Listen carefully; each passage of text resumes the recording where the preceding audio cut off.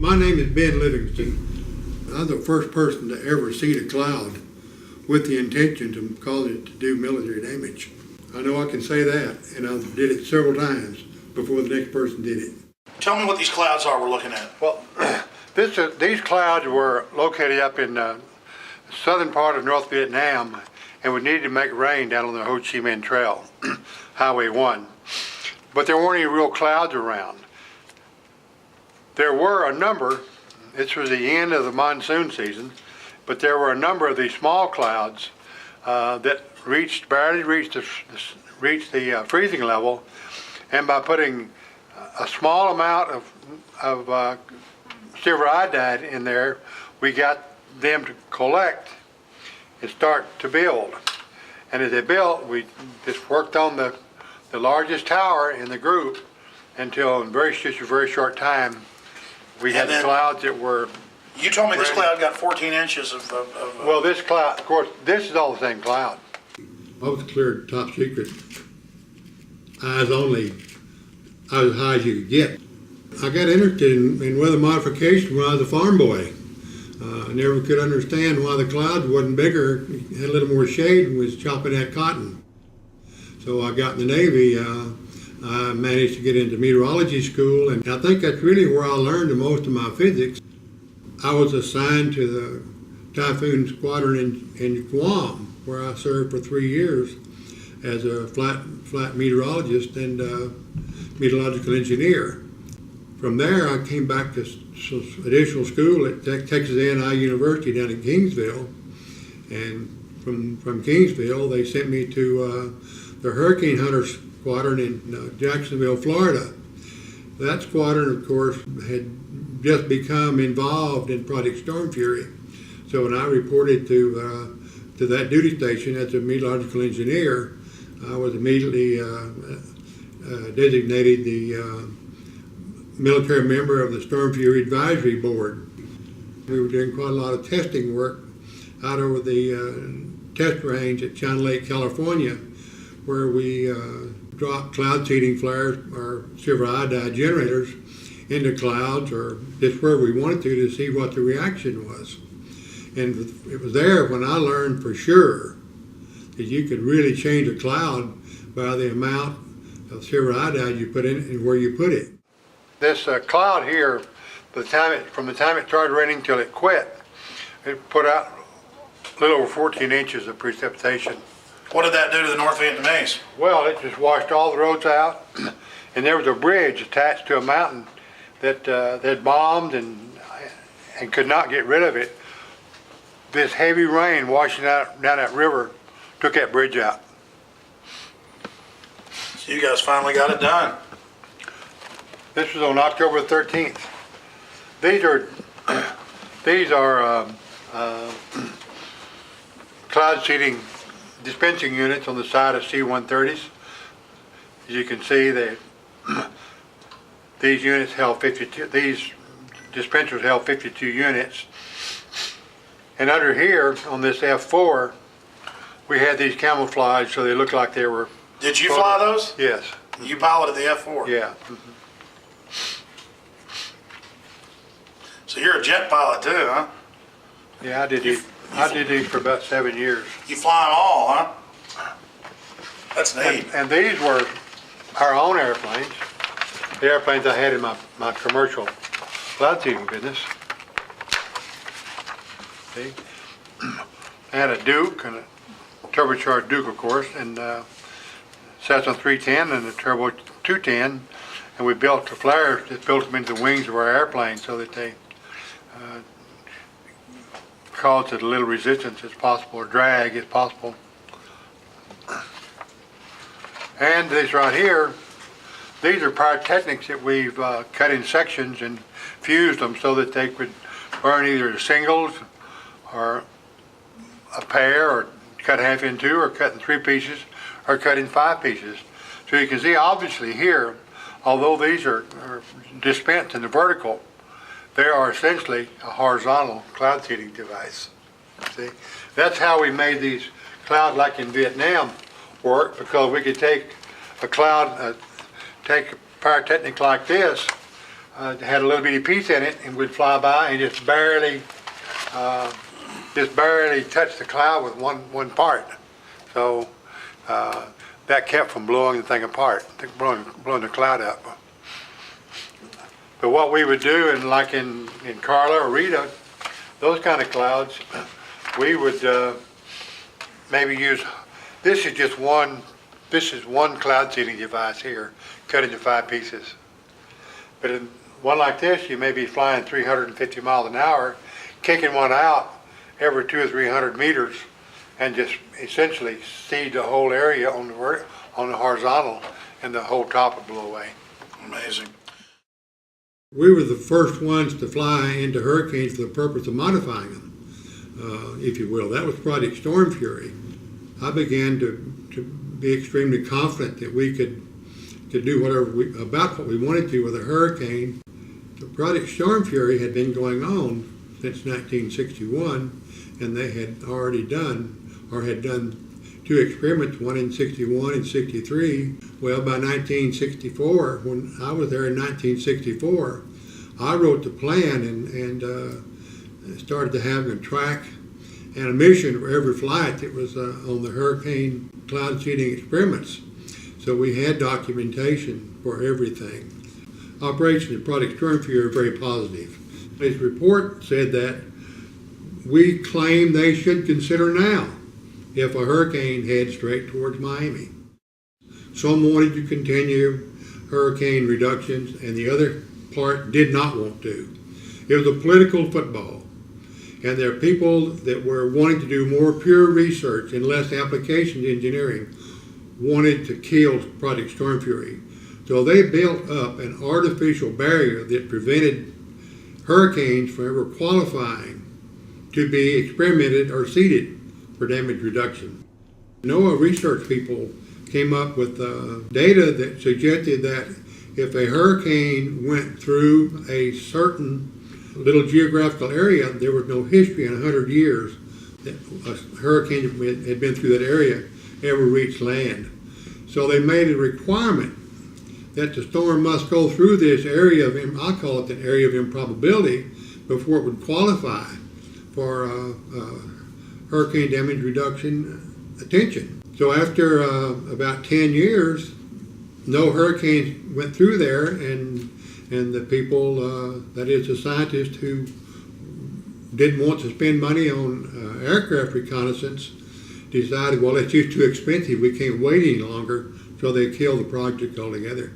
I am terribly disappointed that the government have decided a long time ago not to do the hurricane damage reduction anymore. They can talk about the scientifically rigorous data, the inability of civilian aircraft and so forth to collect this data, and poo-poo the empirical, or they just say the observation that you make just by looking out the window or watching your instruments, saying it has no value. In order to change the weather and know that you're changing it, you must have instrumentation or document it. So my line of business really was to design and make equipment that would document changes in the weather. You take a cloud that Mother Nature or God has provided, and you alter that cloud. Well, the reason the cloud doesn't expand on its own in most cases is the fact that there's a lot of moisture, but there's no nuclei. There's nothing for the moisture to stick to. So when you provide the silver iodide nuclei, it causes the water to coalesce to that nuclei, and when it does, it releases heat, which means everything starts to rise. If you produce enough nuclei at the right places in a cloud, there's essentially no limit to how fast and how far it'll grow, because it just keeps releasing heat as it goes up, and of course the heat keeps trying to rise. So with the nuclei, it's very small, and they're put off by these flares, but then water starts attracting to it, and then it builds condensation. Well, you put out a G into these, silver iodide nuclei, and they attract water. They just sponge it up. Well, when they do, that water condenses, and it releases what they call the latent heat of condensation. The heat goes out of it, Oh. and the whole thing starts rising. If you're in the business of trying to kill clouds, then of course you go up to the area where there are some vertical shear, the wind blowing some direction or other, and you provide the nuclei at a level above where the raindrops are. They are then so light that the wind, vertical shear, merely blows the top of the cloud away. Then there's no place for the coalescence or the nucleation to take place. Well, the Joint Chiefs of Staff had been wishing for quite some time, in terms of years, that they had some way of slowing the trucks down in Vietnam. That led me to advise the Joint Chiefs of Staff that we had a potential weapon system, and so I was asked to start to put together a top secret operation to go to Vietnam to see if we couldn't make it rain more over there as a military operation. All the roads over there were dirt roads, and when it rained, it caused them a lot of problems. So that during the monsoon season, there was so much rain and water in the roads that the trucks really couldn't move very freely. Our mission was to make it rain during the dry season. On that particular day, the clouds were very small. There just weren't any real big thunderstorms or anything like that. But I picked a cloud that was sitting out essentially by itself with a number of small clouds. I'm talking about clouds whose tops were somewhere near the freezing level, but not high enough to really grow. And I nurtured one of those clouds until it finally got it in well past the freezing level, and then the cloud developed a lot of convective activity, and it started sucking clouds into it, just building up, and I took a series of pictures what I called for 41 minutes. By the end of 41 minutes, we had flown up to over 65,000 feet, and we still couldn't reach the top of the cloud. So we knew we had a barn burner there, and by the next morning, we had washed out everything in the world and did a lot of damage to people and all that sort of thing, but it was a real success as far as blocking the roads off. With just two of us involved, myself and a civilian, but we conducted that operation with aircraft, military aircraft, mostly from Marine Corps, and then shortly thereafter we started involving the U.S. Air Force. Well, we actually began the 3rd or 4th of September, and by the 13th of October, we had a couple of storms that had actually washed out bridges, and the results were so successful until I was called down to Saigon to brief the generals, the Air Force generals, the Army generals down there, and they suggested that I need to go make this report to President Johnson back in Washington, D.C. They were excited about it, but they had no authorization, if you will, to use this as a military weapon system. I was there in very top secret classification as a research project. That's why we were able to conduct the mission without the international community, if you will, being apprised of what we were doing and how we were doing it. It was kept top secret for a long time. It was first reported that this was going on in 1972. That's the first time the Congress ever heard about it. So as you can see, it was not something everyone knew about for a long time. It must feel good, though. I mean, you're the father of something. You used weather weapons first. Well, it's okay. And for all we know, is that the only time they've been used? Well, that same project went on through 1972 when we got out of Vietnam. But Air Force was still doing it. But was it only used in Vietnam, never anywhere else? That's the only place we've had no requirement for it anywhere else that I can think of. But it could be used anywhere with the Did you ever do any testing in the U.S.? Did I? Oh yeah, a lot, yeah. You were the head of what base? You were the head of acting commander of what base? I was the acting commanding officer at the Corona Naval Weapons Research Center. And they worked on a lot more there than just weather weapons, didn't they? Yes, they do, but my main contribution at Corona was to write a plan for weather modification control for the whole world at any given time. We could send a number of airplanes with materials and dispensing equipment we had and probably control the weather all the way around the world. Why? Because you said it's on seven major front lines. Well, there are only from 5 to 7 major troughs around the world at any given time, and they undulate just like ocean waves, move back and forth and back and forth. And at any time, there's a front associated with those where all the thunderstorms are located. And with having a few airplanes, a couple of airplanes at the right place, you could run down that line of thunderstorms and do whatever you wanted to with them. This is out of the June 1974 Science magazine.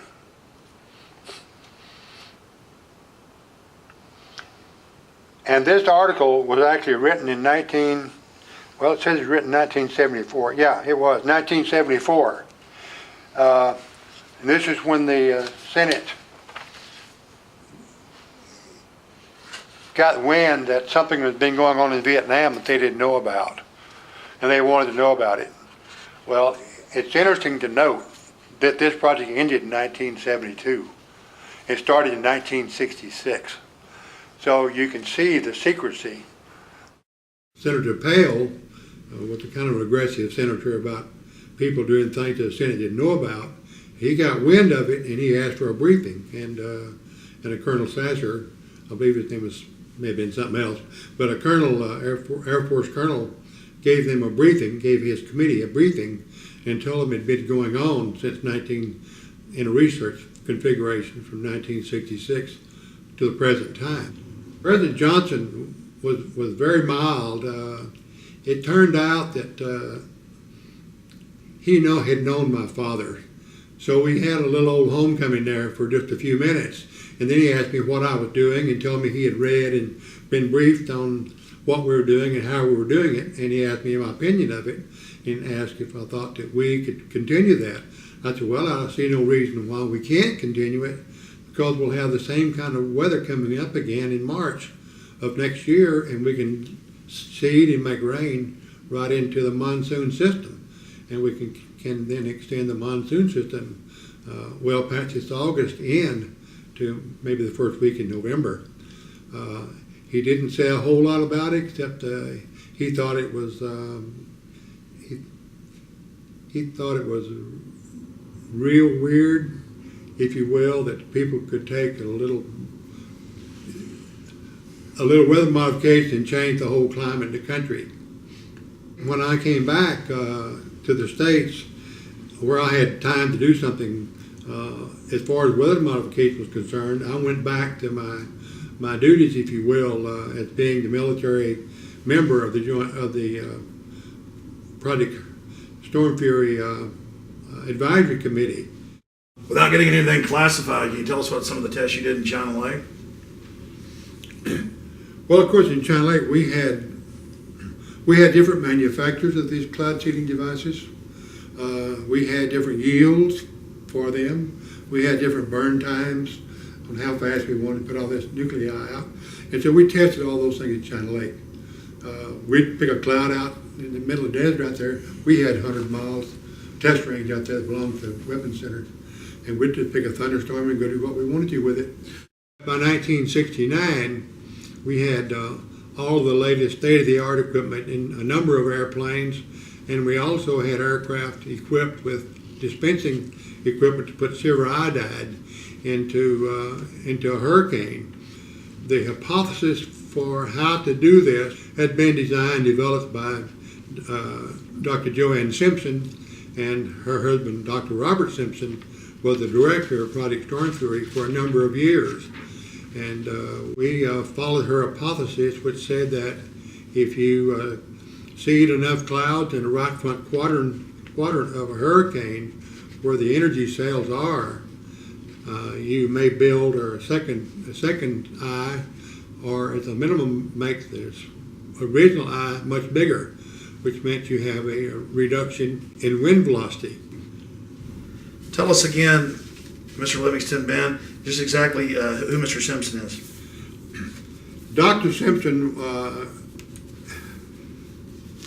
At the time Project Storm Fury started, he was the head of the United States Weather Bureau.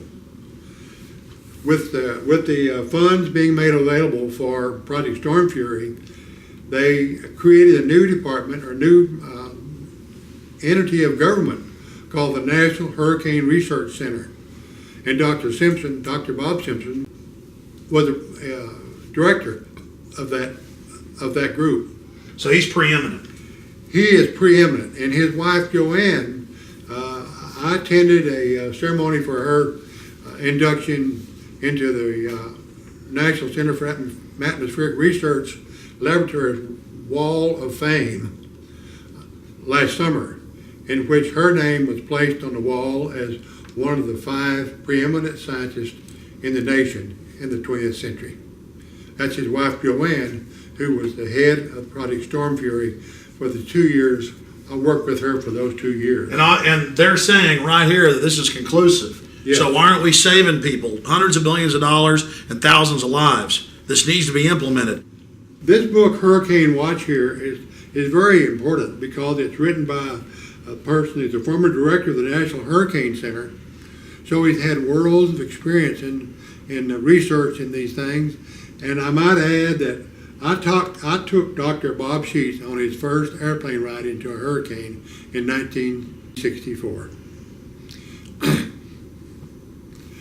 But he has documented a number of things that are important to the subject we're talking about, in which he's described every storm, the background of those storms, what was done to them, and the results. He's also described Dr. Bob Simpson. He says, all in all, Bob Simpson undoubtedly has had more impact on hurricane research and forecasting than any other single person. And I might add the second most important person in this direction or this field is his wife, Dr. Joanne Simpson. Ben, what do you say to the folks that say, oh, well, if you mess with a hurricane, that might cause some unintended consequence? As if that energy has to go somewhere. Doesn't it just dump into the ocean as cold water? It may just spread out and blow across the ocean. It may not go anywhere where anyone cares. And there's certainly going to be, if there are going to be unintended consequences, you would know within an hour after you'd seeded a hurricane, you would know that something is not going right. We have to go do something different before it causes damage. So you'd have days to be adjusting. You'd have days. The way we plan on doing it, we'd only have 2 days. We'd only work on a hurricane. Well, this is a pretty exact science now, from Vietnam to the hurricanes you did earlier. Seems like, you guys know how to knock them out. Well, for the operation we hope to get last fall, I wrote a flight plan for every flight. How far they would go, how many partakers they would take, and statistically, how many nuclei they needed to dispense. How many tons of nuclei would it have taken? You said 2 airplanes, but how many tons of nuclei would it have taken? How many airplanes to knock out Rita or Katrina? You don't measure these partakers in terms of tons. You measure them in terms of half pounds. So a cloud seeding device with 14 grams of silver iodide mixture in it that produces 10 to the 13 nuclei per gram weighs about 1/3 of a pound. So 400 of those things weighs 120 pounds. The composition of a hurricane may have dozens of energy cells in it, and they're like the pistons in an engine. They just chug, chug, chug. They get stronger and stronger and stronger because they feed off the warm air below them. And they eventually turn into this thing they call a hurricane with all these energy cells in it. We know where those energy cells are. We know what makes them tick. We have the materials, if you will, to alter those energy cells and decrease the maximum surface winds in a hurricane. On August 18th in 1969, Hurricane Debbie was seeded 5 times at 2-hour intervals. And the maximum wind speeds had decreased by 115 to 80 miles per hour. That's a pretty remarkable reduction of more than 45% in damage reduction potential.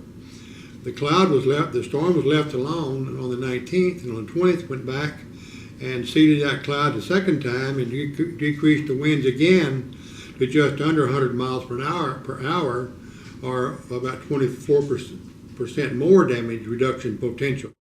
The results from the Hurricane Debbie experiment seemed so positive that many individuals believed the project should go operational, seeding major hurricanes that threaten land. A team of scientists at Stanford Research Institute at Stanford University did a decision analysis on all past seeding events, including the Esther, that's the 1961 and 1963 experiment. Dr. James Matheson of that group, reflecting their views, stated, "We claim they should consider seeding now if a big hurricane comes straight from Miami." These scientists said the government may have to accept responsibility for not seeding and thereby exposing the public to higher probabilities of severe storm damage and possible higher death tolls. A number of people, scientists if you will, who didn't necessarily endorse applications engineering in these storms. They thought they needed more scientific data. They demanded that a third party investigate all of what Storm Fury had done. Stanford University was the party or the institution that did this study of the activity Project Storm Fury had done. In summary, the results of the Hurricane Debbie experiments seemed so positive that many individuals believe the project should go operational, seeding major hurricanes that threatened any landmass. And a team of scientists at Stanford Research Institute did a decision analysis on all past seeding events, including the ones in 1961, 1963. And Dr. Matheson from Stanford University, the head of the Research Institute, reported that the government may have to accept responsibility for not seeding and thereby exposing the public to higher probabilities of severe storm damage and possible higher death tolls. It's interesting that we were able to do that and have the results confirmed by Stanford University in 1969. Since 1947, the government has used the logic or reasoning that liability is a killer for weather modification. But that's not why Project Storm Fury was killed, and that's not why they aren't doing it now. In my opinion, the reason they're not doing it is well stated by a very senior official from the National Center of Atmospheric Research in Boulder, Colorado, and he says, even if a well-supported theory of hurricane modification existed, the potential legal aspects of weather modification on this scale argue strongly, in my opinion, against any such efforts. Just a few of the many possibilities include: A, the storm is not modified at all, but some people perceive that it is, get hurt, and sue the modifiers. The storm is modified according to theory, but still does significant damage, and some people blame the modification on the damage, even though the modification actually reduced the overall damage and impact. And third, the modified storm produced winners and losers, and the perceived losers sue. For example, what if soon after the seeding the hurricane abruptly changed course? This happens all the time in nature. The people affected by the new course might well blame the modification effort and sue. Yeah, if you study the situation, you may learn, and very diabolically so, that you don't like to believe this, but there's a possibility, and the economics of it verifies the fact that there is so much damage done that the construction industry in general all over the United States benefits because the cost of material goes up. So the insurance company may or may not gain from having these damage reductions take place. As far as the energy industry is concerned, we all know that they get their money back almost immediately by increasing the price of their product. And it's not unheard of to believe that the actions performed by FEMA or the government is not a surefire way to buy votes. So there may not be any political or economic motivation on the government or some major industry's part to reduce the damages from hurricanes. The material that we put in the atmosphere are not toxic, and by volume, they're nothing. It's my contention that we have a sure defense against those liability lawsuits. We place in our seeding materials a trace element of zinc or some other exotic material, so that any rainfall that falls that uses our nuclei to cause the rainfall or the hail, whatever it comes out of it, all they need to do is collect some of that water, find some of our traces of some of our material, and we would then concede that we had something to do with it. And the other, of course, good defense is that we've had such horrendous hurricanes the last several years without any weather modification in the past 30 to 35 years. You sure can't blame a weather modifier for causing damage. The other governments are using weather control for many purposes. And Indonesia, for instance, Canada, Turkey, Greece, Russia, they're all using weather control to their benefit, and we aren't. Well, for several years, the Russians have had weather control product as one of their national goals. They're using weather control primarily to protect the large sites, or the sites where large numbers of people are congregating for celebration.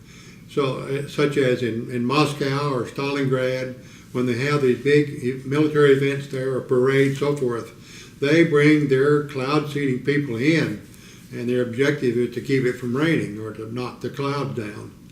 And it's not just the Russians that do that. Our company, for instance, does the same thing in Calgary every summer. The idea is to keep the hailstorm and the heavy rain down so that the construction business can flourish. It's a contract we've had for 9 years, and every summer we send 2 airplanes up there, or whatever it takes, and their only mission is to prevent hail and keep weather from doing damages in the city limits of Calgary. You've obviously been successful. Well, obviously, yes. It's just one of those things that we know how to do, and since the government hasn't done it, the corporate people in America have just built the instruments. They've installed them in their airplanes, but we have to be just as sure of what we do as the government would like to think they have to be. The men, the materials, the aircraft, and all of the other support equipment you need are available today to reduce the damages of hurricanes very significantly, and I'm talking significantly as being more than 35 or 40%. The roof doesn't lift off the house until about 105 miles an hour. If you reduce the damages in hurricanes by 35 or 40%, you're going to save 90% of the damage that's done by them. Because once you get down below 100 miles an hour, there's not a whole lot of damage occurs from the winds and hurricanes. The tack they've taken is that they're willing to spend money they haven't got to repair places that are not repairable, order the people to evacuate, and the people come back and their house is blown away. We think that's foolishness. We think that we ought to be trying to save those houses, let the people evacuate, but have them come back to a house with the furniture in it. Our aircraft can carry over 400 cloud seeding units. Now, those back in Project Storm Fury days could only carry 52. And the fact that we fly 2.5 times as fast and we know exactly where we are all the time, we feel like we have a much better opportunity or better chance of reducing these hurricanes by even more than they were able to in Storm Fury. Number one, we would have attacked Katrina before she passed the southern tip of Florida, coming across the Gulf of Mexico, because there were a lot of people are a lot of lives at stake there. We may not have done anything with Cortina until she got out in the middle of the Gulf of Mexico. But from then on, and I mean the middle of the Gulf of Mexico, I'm talking about to the eastern edge of the oil production. When it got close enough to do damage to the oil drilling and producing platforms, we would have started working on Cortina right then, and we would have seeded those energy cells in there based on data from the satellite information. We would have picked the energy cells in that storm, and at least every 12 hours, we would have been out there seeding those energy cells. Ben, why hasn't there been a lawsuit against the government for not stopping these hurricanes? You know, I don't know. I'm not a lawyer, but I really don't understand why. Because the government certainly has reneged on its responsibility to the citizens of the country to protect them. They took unlimited steps in creating the Department of Homeland Defense and spent trillions or hundreds of billions of dollars on that thing. If yet a hurricane comes along that does more damage than that, and they won't even acknowledge the fact that there's some way to prevent it or slow it down. Well, the problem we have right now is that while we have contacted every senator in the U.S. Senate, all 100 of them, we've had one mediocre response from one of them. You give the impression that they just don't care what happens about the hurricanes, and we have presented a proposal to them to do hurricane damage reduction for the year 2006, and it amounts to around $6,000 a month. But we have enough airplanes, we have enough people in our company that we can do that. We need to be out there seeding these hurricanes, and if we don't get the results that we think we're going to get, then we can say we're not ready for it. But that's not going to be the case. What's this, Ben? This is a letter from the Secretary of Navy, and it's a commendation medal to me, and it's for meritorious services from 28 September through 1 November 1966. As a member of the Scientific Operational Evaluation Team for the Naval Ordnance Test Station deployed to the Republic of Vietnam.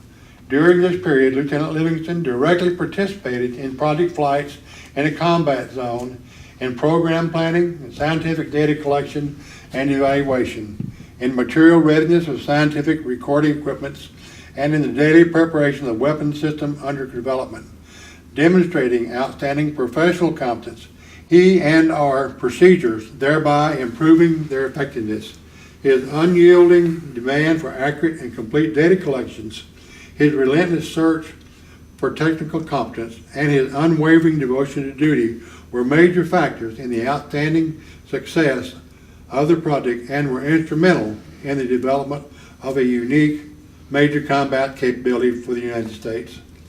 Lieutenant Livingston's outstanding performance was in keeping with the highest traditions of the United States Naval Service. Signed, Paul H. Nitze, Secretary of the Navy.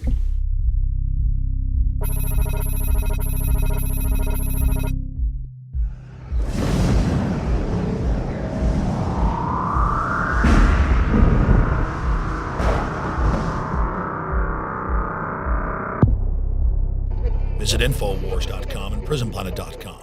When you're on the site, you can also tune in 24 hours a day to my daily radio broadcast. There's also a free iPhone app to listen to the syndicated radio show when and where you want.